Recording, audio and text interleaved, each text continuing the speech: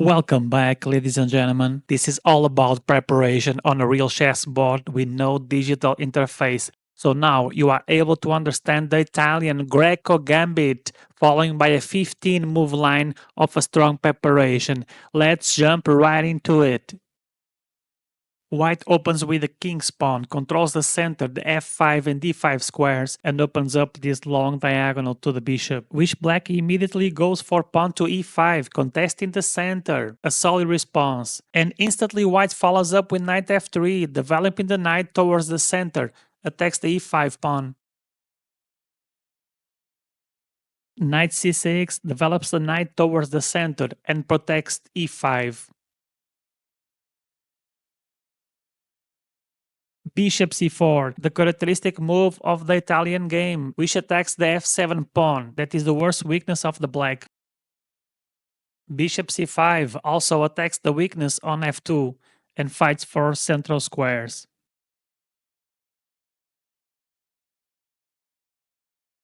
c3, a very flexible and useful move, creates an imbalance in the position, prepares for d4 break, also for the b4 launch, and allows the queen to go to b3 and build a battery on this diagonal with the bishop.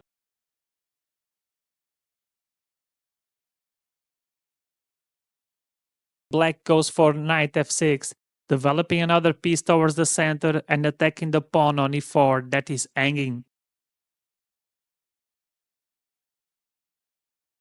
White strikes in the center with no further ado, going for action here. The bishop is attacked and the e5 pawn is hanging. Black immediately takes the pawn, releases the pressure, but this also opens the center. White is thinking for a bit here, will take back the pawn, or pushing even further the e4 pawn.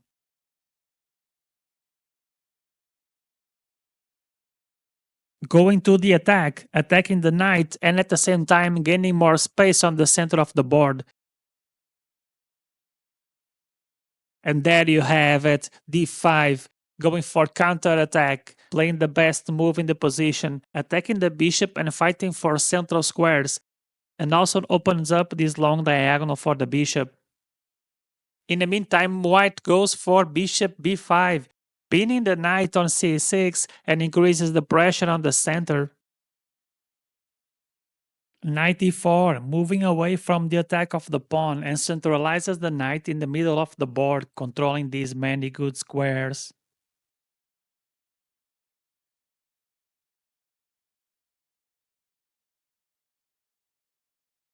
C takes d4, takes back the pawn, attacks the bishop, defends the e5 pawn, and also makes a square for the knight to develop to c3, a second option besides d2. In the meantime, black retreats his bishop and maintains the pressure of the center, keeping the bishop on this diagonal. This is a well-known theory, guys. I already played it out hundreds of times before. White goes for bishop e3, develops another piece and reinforces the center, defending the d4 pawn. And the main idea here is to releasing the queen from defending the d4 pawn so she can develop to a better square later on. In the meantime, black puts his king on safety and castles it out.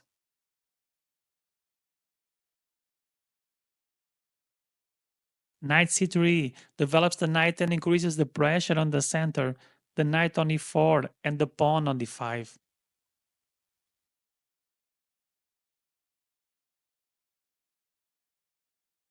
Black takes the opportunity to pinning the knight on f3 with the bishop to g4. With this move, black finishes his development. h3, a useful move for white, questioning the bishop, either take the knight or go back. And at the same time creates luft for his king, avoiding back rank issues later on. And black did go back with his bishop, but still pressured the knight.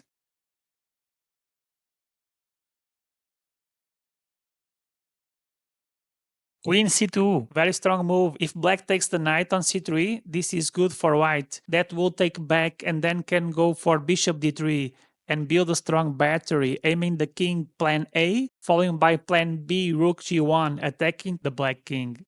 But black doesn't take the knight on f3 and trades the knight on c3, which white takes back the knight with the pawn, solidifying d4 and strengthening the pawn structure on the center. Now black is trying to destabilize the pawn chain with f6, keeping an eye on the white's king that's still on the center. White thinks for a bit,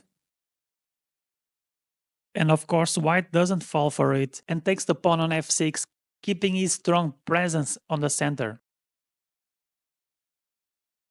Queen takes f6, activating the queen and connecting the rooks on the back rank.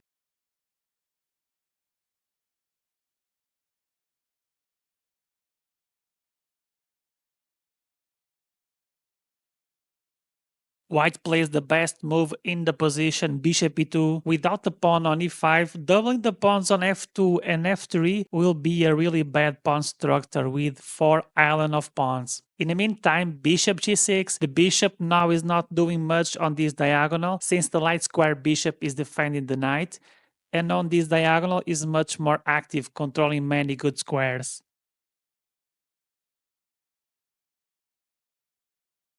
This was a training, instructive and educational content that allows you to learn how to play this strong preparation. By following a 50-move line, you stay focused on that variation from start to finish, avoiding getting lost in excessive nuances. So you reach the end of this line with greater clarity. This preparation is very accurate because most of the moves are theory, the well-known moves played hundreds of times before, and then a few moves suggested by the computer. This content is important to you, not only to know the moves of this variant and memorize them, but to understand the line and the ideas behind. So the challenge for you to learn and improve is this great opportunity to follow these 4 steps.